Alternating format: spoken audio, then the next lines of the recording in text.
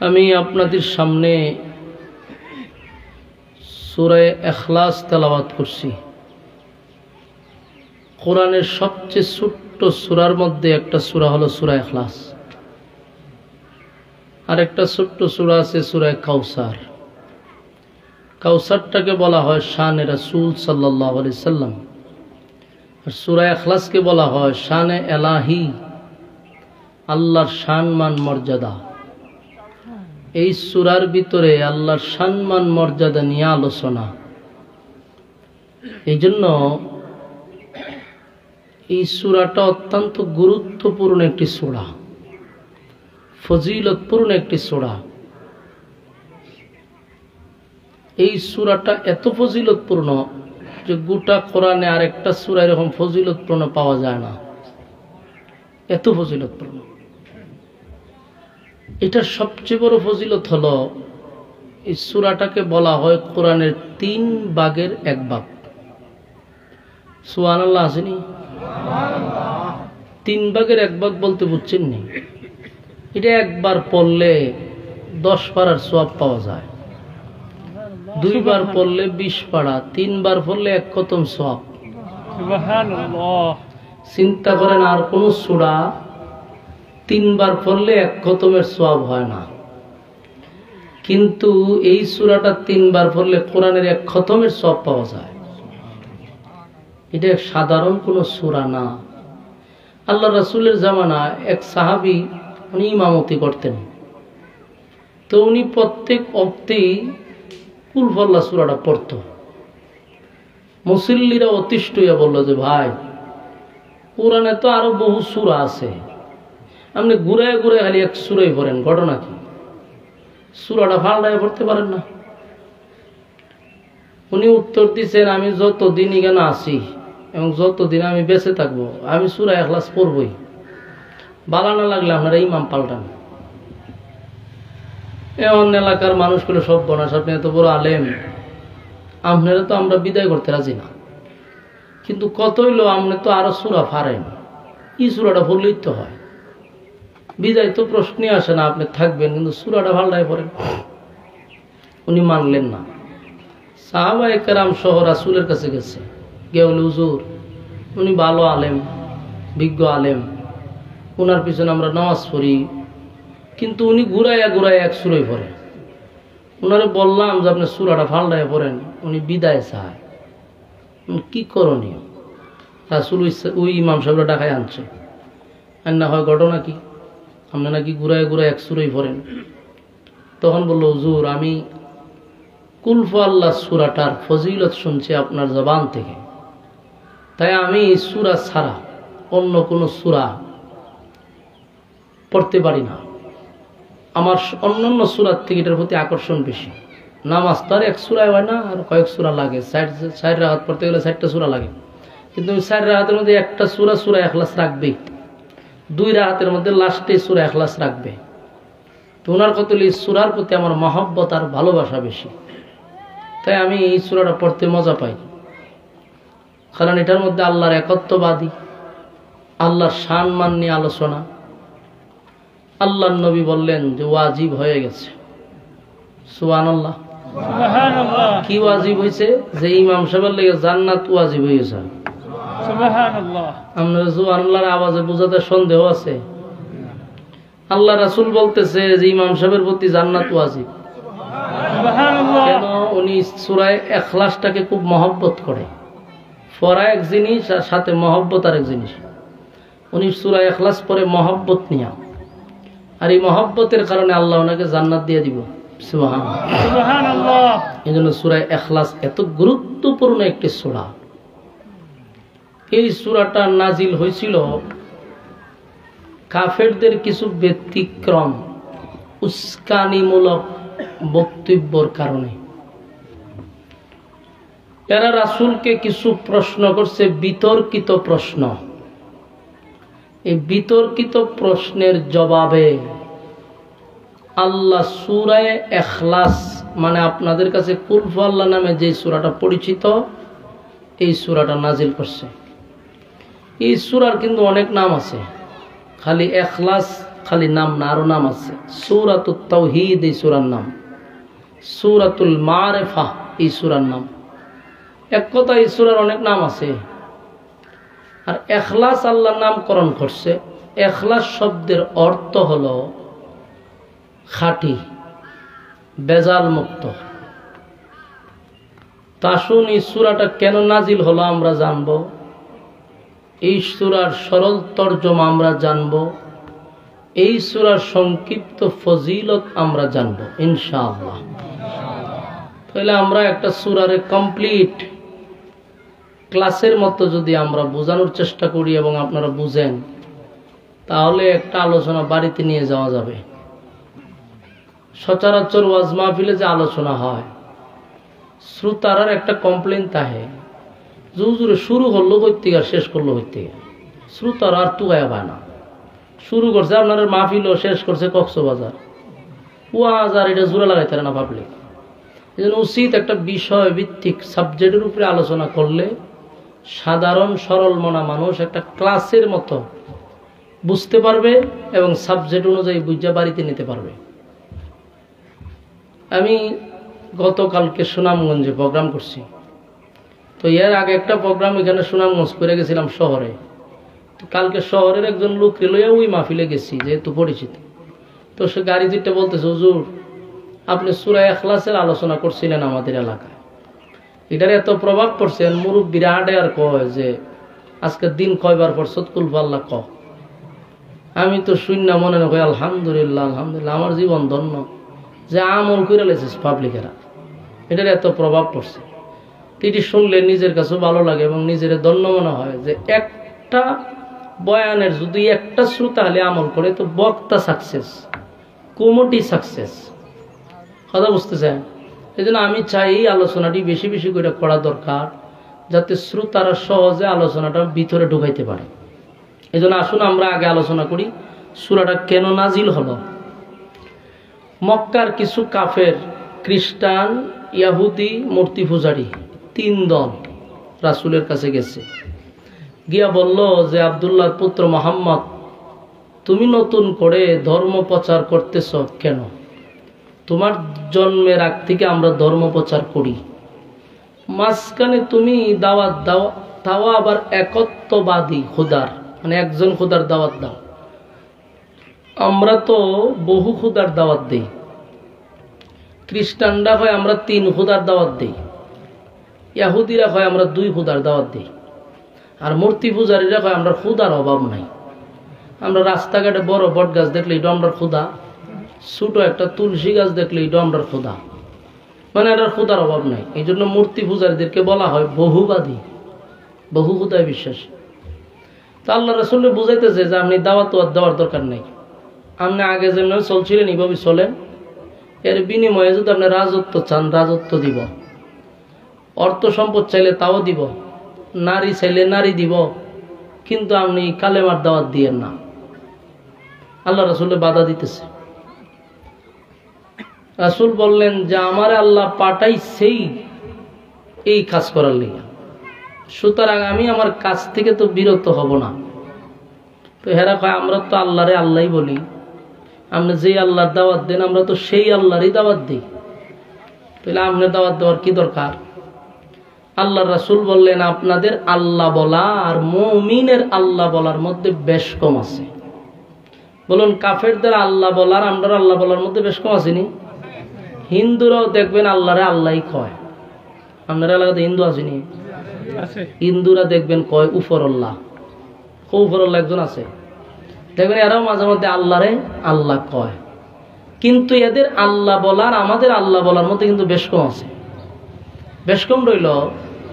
আমাদের বিশ্বাস হইল ইন্না সলাতি ওয়া নুসুকি ওয়া মাহইয়ায়া ওয়া মামাতি লিল্লাহি রাব্বিল আলামিন। আমাদের বিশ্বাস হলো আমাদের নামাজ, রোজা, হজ, যাকাত যা কিছু আছে, জীবন মরণ সব আল্লাহর জন্য। আমরা চাইবো কার কাছে? ভাই আপনারা একটু হানা কইেন, আনা এই কারণে কইেন যে হবিগঞ্জ থেকে আমি আইলাম ওয়াজ করতাম, এই যদি হয় প্যান্ডেলের অবস্থা, তা আমি তো মাদ্রাসার যে বইয়া থাকি, আমার সাথে দেখা করতে আসে, এর চেয়ে বেশি লোক আয় প্রতি শুক্রবারে। অহংকার না, মানে বুঝাইতে গেছি যে আমি যে এত দূর থেকে আইলাম, আওয়ার পরে যে অবস্থা দেখতেছি, এর থেকে বেশি লোক শুক্রবারে খালি শুধু দেখা করতে আসে দূর দূরান্তর থেকে। তখন একটা বক্তায় আলোচনা করতে গেলে তারও তো একটা জজবা তৈরি হওয়া দরকার। শ্রোতা যদি 1 নম্বর হলো শ্রোতা কম, 2 নম্বর হলো যদি আওয়াজও কম হয়, তা আমার আওয়াজটা বাড়িতে করতে গিয়ে আবার আমি অসুস্থ, শরীরে জ্বর আছে, সর্দি লই আইছি। তা আপনারা যদি একটু হা না কম, তাহলে আমার কথা বলার আগ্রহ বাড়বে। আওয়াজ তো দিতে আল্লাহ জবান টবান দিছি না আপনারা রে, আবার দিকেন জবান নিবন্ধ জায়গা, একটু আওয়াজ টওয়াজ দিয়েন, তাহলে কথা বলার আগ্রহ বাড়বে। দেখেন এরা কয় আমরা আল্লাহরে আল্লাহ বলি। রাসূল বলেন আপনাদের আল্লাহ বলার আমাদের আল্লাহ বলার মধ্যে তো বেশ কম আছে। বেশ কমটা কি? আমরা চাই আল্লাহর কাছে, আমরা বিশ্বাস হলো আল্লাহ দেনেওয়ালা, আল্লাহর কাছে চাই আমরা আল্লাহর কাছে, আর আল্লাহ দেয়। এখন প্রশ্ন হইল, হিন্দুরা দেখবেন আল্লাহরে আল্লাহ বলে ঠিক, কোন সময় তারা আল্লাহর কাছে চায় না। বাস্তব দেখবেন এরার কিছু দরকার হইলে ওই দুল্লা পোলারে দৌড়াই দেন ওইখানে হয়ে কথা হয়, যাও তোর তো আরে ডর ভয় নাই বলা মানে কিয়ামতের আলামত। দেখেন হিন্দুদের সিস্টেম হইলো, এরা যদি কিছু চাওয়ার প্রয়োজন হয় এরা মান্ডব ঘরে ঢুকে। দেখছেন কিনা জানি না, আমার ঘরের সাথে হিন্দু বাড়ি আছে, আমি দেখছি। এরা চাওয়ার দরকার হইলে মান্ডব ঘরে ঢুকে থাকা, ঢুকিয়া এরা যে বানাইছে খুদা ইডির কাছে গিয়ে চায়। ঠিক নেই? এরা কালী মার কাছে, সরস্বতী মার কাছে, দুর্গা মার কাছে, অমুক মার কাছে চায়, আল্লাহর কাছে চায় না। আর মুসলমানের সিস্টেম হলো কোনো কিছু চাইলে আল্লাহ আপনার দেনেওয়ালা, আপনার ছাড়া কেউ আর মালিক নাই। আর হেরা কয় খালি মা, সরস্বতী মা, আইজন মা, কীর্তন মা, এরার দ্বারা চায়। তাহলে বলুন তো দেখি, এরার আল্লাহ বলা আর মুমিনের আল্লাহ বলা কি সমান? আমরা আকীদার বিশ্বাস একই হলো আল্লাহর উপরে, আর এদের আকীদা বিশ্বাস একই হলো দুর্গা মার উপরে। এই জন্য রাসূল বললেন আপনারা আল্লাহ বলেন ঠিক, কিন্তু আপনাদের আল্লাহ বলার আমরা আল্লাহ বলার মধ্যে বেশ কম আছে। মুসলমান মুমিনের আল্লাহ বলার হইল খাঁটি। এই জন্য সূরার নাম রাখছে এখলাস। এখলাস অর্থ খাঁটি। খাঁটি কেন রাখলেন? আমাদের আল্লাহ বলাটা খাঁটি, বেজাল নাই। হেদের আল্লাহ বলার মধ্যে বেজাল আছে। এরা আমরারে দেখলে, মুসলমান দেখলে উপর আল্লাহ যা করে। আমি মাঝে মাঝে আমার গ্রাম হিন্দু প্রচুর, জিগায় দাদা কি অবস্থা, ভালো নেই? কয় উপর আল্লাহ ভালো রাখছে, ওই এমনি উপর আল্লাহ দেখায়। তো বালা যদি উপর আল্লাহ রেখে দেখে, খারাপটা কি তোর খালি মায় করছে? হ্যাঁ, উপর আল্লাহ তোরে বালা রাখে, বালার কাছে চা, খালি মার কাছে চাষ করে। এই জন্য মুসলমানের ইমান, মুসলমানের আল্লাহ বলাটা হইলে খাঁটি। তো এরা আল্লাহ রাসূলকে কয় আমরা তো আল্লাহরে আল্লাহ বলি, রাসূলকে আপনাদের আল্লাহ বলার মধ্যে বেজাল আছে। তখন তারা বলল ঠিক আছে, মাইনা নিলাম, আমাদের আল্লাহ বলার মধ্যে বেজাল, আমরা আল্লাহর তোমার আল্লাহ এক না, মাইনা নিছি। তো তোমার আল্লাহর ডিটেলস বর্ণনা করো। তখন তারা রাসূলকে প্রশ্ন করছে তোমার আল্লাহ টোটাল কতজন? বেঈমানরা রাসূলকে প্রশ্ন করছে। প্রশ্ন কিন্তু 4টাই আগে দেখেন। প্রথম নম্বর প্রশ্ন হলো তোমার আল্লাহ টোটাল কতজন আছে, এটা হলো 1 নম্বর প্রশ্ন। 2 নম্বর প্রশ্ন হলো তোমার আল্লাহ করেটা কি, কাজটা কি করে চলে। 3 নম্বর তোমার আল্লাহ বিয়া শাদী করছিনি, বাচ্চা কাচ্চা আসেনি।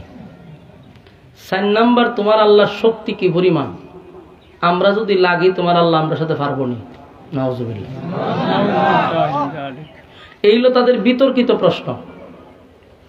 তো রাসূলের কাছে যখন এই প্রশ্ন করছে, রাসূল তো নিজে নিজে কোনো উত্তর দিতেন না, আল্লাহর পক্ষ থেকে যা আসতো নবী তা জানাইতো। তো রাসূল এর এই প্রশ্ন না হইলে সব বনাই তো মারাত্মক খারাপ। আল্লাহ নি ছেলে মেয়ে আছে, আমার জিগা আল্লাহ লাগলে পারবো নি। রাসূল বৈশা রয়েছে, এমনি জিবরাইল আইছে, আয়া হুজুর আপনি জবাব দেওয়া লাগতো না। আল্লাহ জবাবের জন্য এই মুহূর্তে আপনার কাছে একটা সূরা নাজিল করছে, সূরাটার নাম সূরা ইখলাস। এই হলো নাজিলের কারণ। তাহলে আমরা সূরাটারে কয় ভাগ করছিলাম? 3 ভাগ। 1 ভাগের আলোচনা নাজিল হওয়ার কারণ, 2 নাম্বার হলো সরল তর্জমা, 3 নাম্বার ফজিলত। তাহলে 1 নাম্বার আলোচনা শেষ। নাজিলের কারণটা তো বুঝছেন, এদেরই বিতর্কিত প্রশ্নের জবাবে আল্লাহ নাজিল করছে। এখন আসুন নাজিল করার পরে তার সরল তর্জমাগুলি আমরা একটু শোনা দরকার। আল্লাহ কি বলছে নাজিল করে, আল্লাহ তাদের প্রশ্নের জবাবগুলি একে একে সব দিয়া দিছে। আল্লাহ বলেন, কুল হুয়াল্লাহু আহাদ আল্লাহুস সামাদ লাম ইয়ালিদ ওয়া লাম ইউলাদ ওয়া লাম ইয়াকুল লাহু কুফুয়ান আহাদ। আল্লাহ রাব্বুল আলামিন বলেন, এক নাম্বার প্রশ্নের জবাব হলো তারা নবীরে প্রশ্ন করছে, আপনার আল্লাহ কতজন? আপনার আল্লাহ কতজন? আল্লাহ তখন জবাব দেয়, কুল হুয়াল্লাহু আহাদ। নবী আপনি বলুন, আমি আল্লাহ এক, অদ্বিতীয়। আমি আল্লাহর কোনো শরীক নাই, কোনো ইলাহ নাই, কোনো আমার সঙ্গী নাই, সাথী নাই। আমি এক, অদ্বিতীয়। তাদের প্রথম প্রশ্নের জবাব আল্লাহ কয়জন? আমার মালিক বলেন, কুল হুয়াল্লাহু আহাদ। নবী বলেন, আমি আল্লাহ একক, আমি আল্লাহর সাথী নাই, আমি আল্লাহর সঙ্গী নাই। এক নম্বর প্রশ্নের জবাব তো তারা পেয়ে গেল। রব্বি কারীম এক নম্বর প্রশ্নের জবাব দিয়া দিছে। তারা জানতে চাইছিল আল্লাহ কতজন, কারণ খ্রিস্টানরা বিশ্বাস করে তাদের খোদা দুইজন, খ্রিস্টানরা বিশ্বাস করে খোদা তিনজন, ইয়াহুদিরা বিশ্বাস করে দুইজন, মূর্তি পূজারীরা বিশ্বাস করে বহু খোদা। এদের খোদার কোনো ঠিক নাই। তাই তারা জানতে চাইছে, মুহাম্মদ তোমার খোদা কতজন? আল্লাহ বলেন, কুল হুয়াল্লাহু আহাদ। নবী আপনি বলে দেন, আমি আল্লাহ এক, অদ্বিতীয়, আমার কোনো সাথী নাই, সঙ্গী নাই, কোনো ইলাহ নাই। এক নাম্বার প্রশ্নের জবাবটা তারা পেয়ে গেল রে। দুই নাম্বার হলো আল্লাহুস সামাদ। তারা দুই নাম্বার প্রশ্ন করছে, ওই আমি ওয়াজ করি আল্লাহুস সামাদ। প্রথম প্রশ্ন হলো আপনার আল্লাহ কতজন? কুল হুয়াল্লাহু আহাদ, আমি এক, অদ্বিতীয়। এরপর আল্লাহ বলেন আল্লাহুস সামাদ। তারা প্রশ্ন করছিল আপনার আল্লাহ করেটা কি, ওনার কাজ কি করে? আল্লাহ কয় আল্লাহুস সামাদ, আমি অমুকাফিক, আমি কারো উপর ডিপেন্ড করি না, কারো উপর নির্ভর করি না। কুল কায়নাত আমার উপরে ডিপেন্ড করে, আমার উপরে নির্ভর করে। বেঈমানরা জানতে চায় নবী কি করে? বলুন আল্লাহর কি কারো উপর নির্ভর করতে হয়? সমস্ত সৃষ্টি জগৎ মালিকের উপর নির্ভর করে। তাই আল্লাহ বলেন আল্লাহুস সামাদ, আমি অমুকাফিক। দুই নাম্বার প্রশ্ন তারা পেয়ে গেল। তিন নাম্বার প্রশ্ন হলো খ্রিস্টানদের পক্ষ থেকে করা হয়। তিন নাম্বার প্রশ্ন হলো আপনার আল্লাহ বিয়া শাদী করছেনি? আপনার আল্লাহর ছেলে মেয়ে আসেনি? আল্লাহ বলেন লাম ইয়ালিদ ওয়া লাম ইউলাদ, আমি আল্লাহ কারো কাছ থেকে জন্ম নেই নাই, আমি আল্লাহ কাউকে জন্ম দেই নাই। কথাগুলি একটু মনোযোগ দিয়ে শুনলে, যখন আপনিও কুল হুয়াল্লাহ নামাজে পড়বেন, অর্থগুলা একটু খেয়াল করেন, তাহলে নামাজ পড়তেও ভালো লাগবে। আপনি যদি অর্থ বুঝেন তাহলে নামাজ পড়তে মজা পাওয়া যায়। কারণ আপনি তো সব বুঝেন, কি পড়তেছেন সব জানেন, এই জন্য অর্থের দিকে খেয়াল করেন। প্রথম হলো কুল হুয়াল্লাহু আহাদ। নবী আপনি বলুন, আমি আল্লাহ এক, আল্লাহুস সামাদ, আমি অমুকাফিক, আমি কার উপর নির্ভর না। লাম ইয়ালিদ ওয়া লাম ইউলাদ, আমি আল্লাহ কারো কাছ থেকে জন্ম নেই নাই, আমি কাউরে জন্ম দেই নাই। এই একটা লাম ইয়ালিদ ওয়া লাম ইউলাদ, মনোযোগ দিয়া শুনেন, লাম ইয়ালিদ ওয়া লাম ইউলাদ, আমি আল্লাহ কারো কাছ থেকে জন্ম নেই নাই, কাউরে জন্ম দেই নাই। কারণ ইহুদিরা 2 খোদায় বিশ্বাসী, খ্রিস্টানরা 3 খোদায় বিশ্বাসী। খ্রিস্টানরা মনে করে আল্লাহ হইল একজন, আর ওনার স্ত্রী হইল মরিয়ম। আসেনি নাউজুবিল্লাহ? জানেননি কোথায় নাউজুবিল্লাহ বলতে হয়? এটি শিখবেন। আল্লাহ বলেন খ্রিস্টানদের আকীদা হলো মরিয়ম রে আল্লাহর বউ মনে করে, ঈসা নবীর আল্লাহর ছেলে মনে করে। তাই এরা সমন্বয়ে 3 জন খোদা বানাইছে, বড় আল্লাহ, মাজ্জা আল্লাহ, ছোট আল্লাহ। নাউজুবিল্লাহ।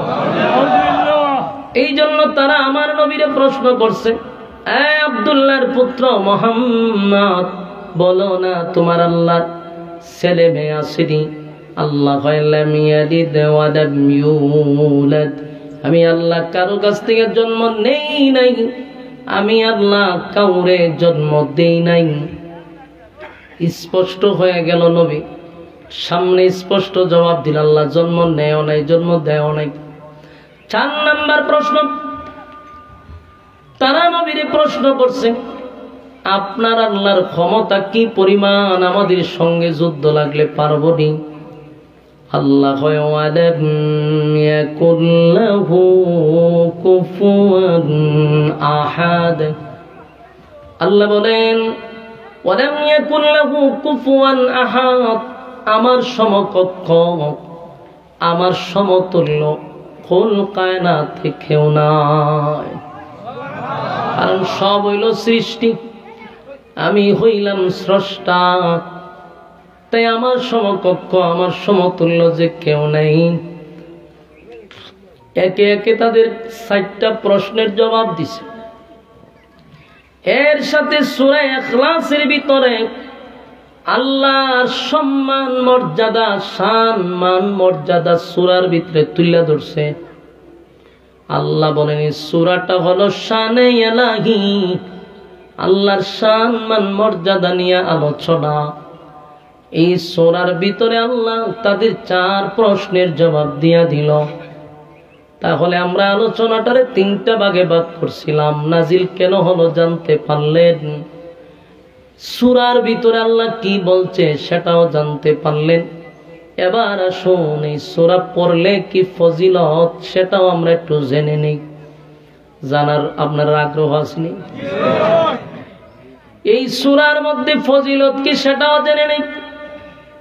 এই সূরাটাকে বলা হয় কোরআনের 3 ভাগের 1 ভাগ, তাদিলু সূরাতুল ইখলাস, সুলুসুল কোরআন।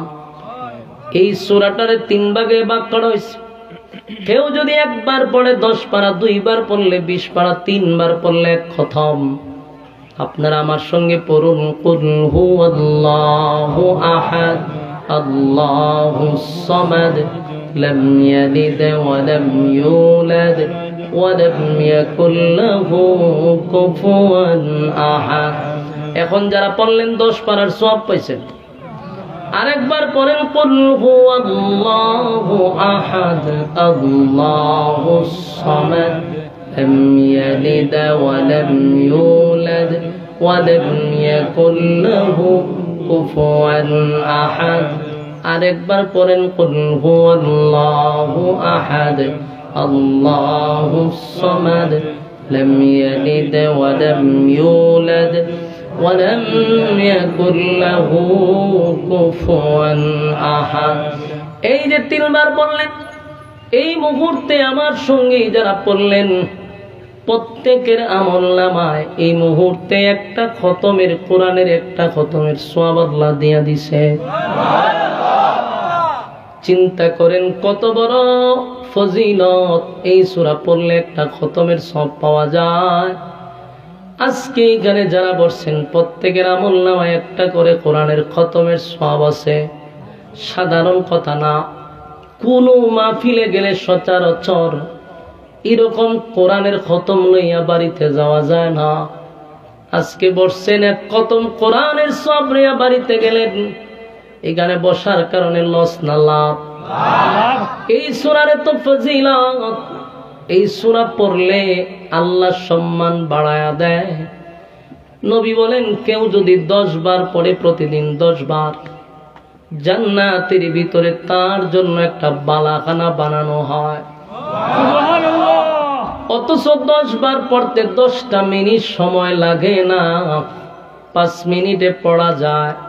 কিন্তু এই 5 মিনিটে জান্নাতের ভিতরে একটা বালাখানা তৈরি হবে। আপনি যদি মনে করেন হুজুর এত বাড়ি দিয়া কি করবো, আমি যদি 100 বার পড়ি 10টা বাড়ি হয়ে যায়, আমি যদি 1000 বার পড়ি 100 বাড়ি হয়ে যাবে, এত বাড়ি দা করবো কি? আমি জানতে চাই আমাদের হায়াত হলো দুনিয়াতে 60-70 বছর। এই 60-70 বছরের ভিতরে 20 বছর চলে যায়, 30 বছর চলে যায় আমরা প্রতিষ্ঠিত হইতে, আর মাত্র বাচ্চা থাকি 30 বছর।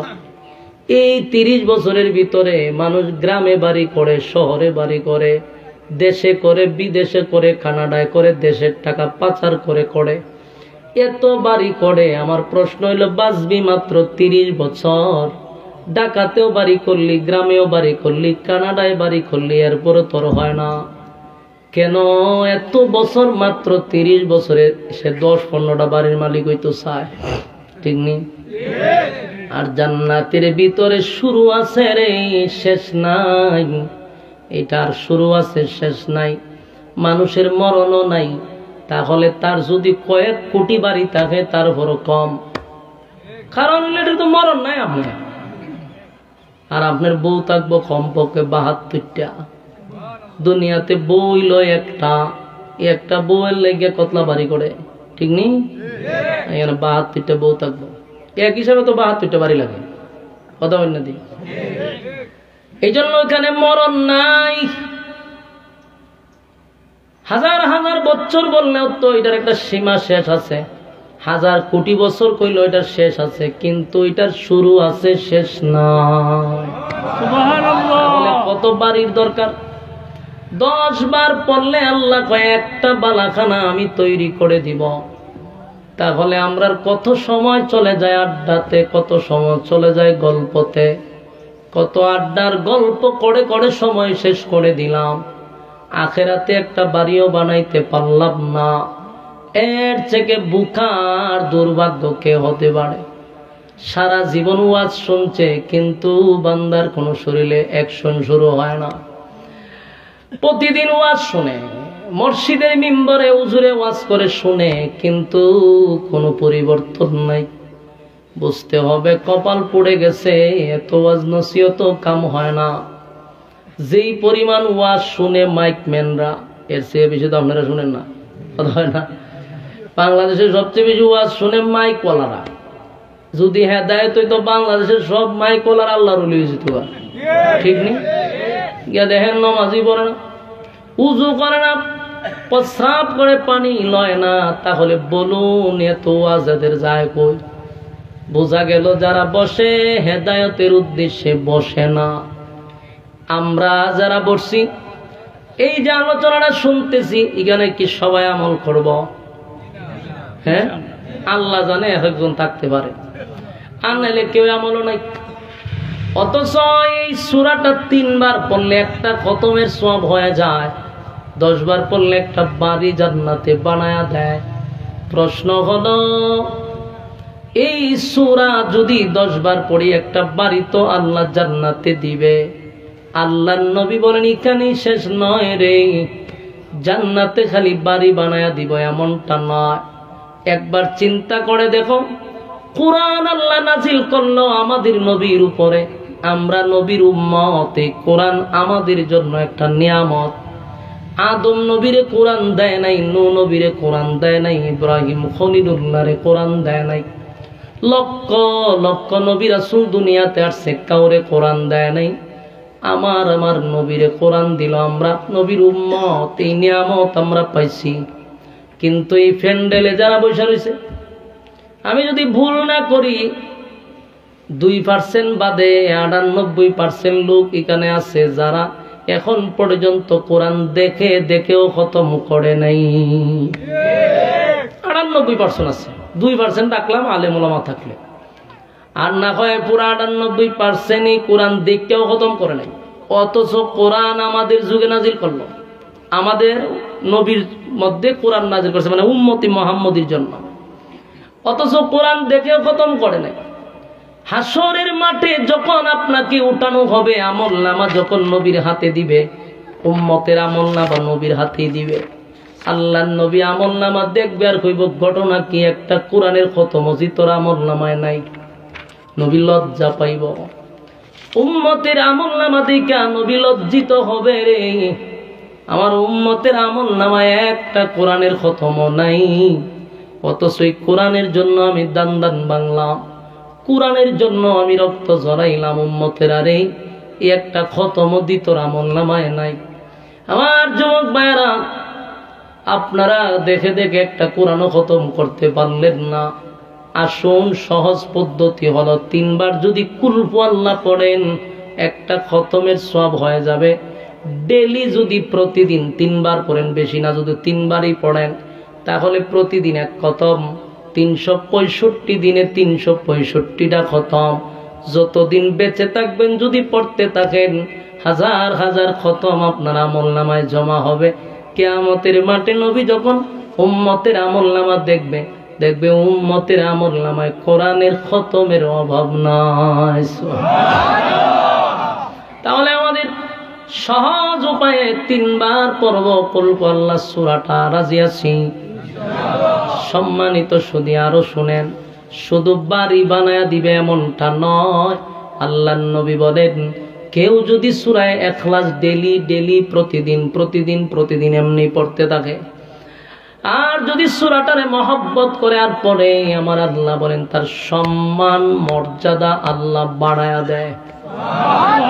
আপনার ইজ্জত বেড়ে যাবে, সম্মান বেড়ে যাবে। সূরা ইখলাস যদি প্রতিদিন পড়তেই থাকেন, সম্মান বেড়ে যাবে। আল্লাহর নবী একবার সাহাবায়ে কেরামদেরকে নিয়ে যুদ্ধের ময়দানে গেছে, যুদ্ধ করার জন্য। হঠাৎ করে নবী তাকায়া দেখে যুদ্ধের ময়দানটা প্রচন্ড রুদ্র ছিল। নবী তাকায়া দেখে আকাশটা মেঘাচ্ছন্ন হয়ে গেছে, রুদ্র নাই, হঠাৎ করে অন্ধকার হয়ে গেছে। আল্লাহর নবী আশ্চর্য হয়ে গেল, মরুভূমির মধ্যে হঠাৎ করে এমন অন্ধকার কেন হয়ে গেল? এমনি তাকায়া দেখে জিবরাইল নবীর সামনে হাজির। ডাক দিয়া বলে, হুজুর, আকাশ মেঘাচ্ছন্ন হয় নাই গো, আকাশ মেঘাচ্ছন্ন হয় নাই পয়গম্বর। এই যে আমি আপনার কাছে আসছি, আমার সঙ্গে 1,40,000 ফেরেশতা আসছে দুনিয়ায়। এই জায়গায় 1,40,000 ফেরেশতা পদার্পণ করছে।